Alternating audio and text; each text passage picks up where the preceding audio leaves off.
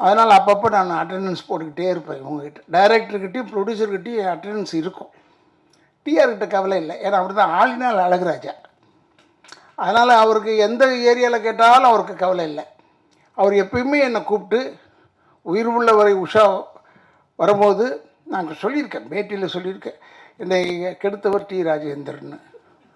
ஏன் என்ன கெடுத்தாருன்னா, 8 வருஷமே எனக்கு படம் இல்லை.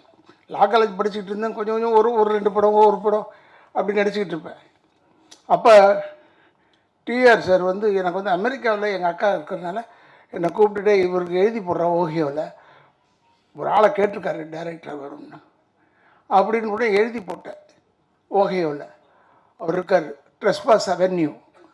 அவர் பேர் மிஸ்டர் ராவ், இந்தியன். உடனே நான் எம்ஆர் ராதாசன்னு உடனே ஒத்துக்கிட்டார். ஆனால் அந்த பதிலை சொல்கிறதுக்கு மட்டும் 2 வருஷம் எடுத்துக்கிட்டார்.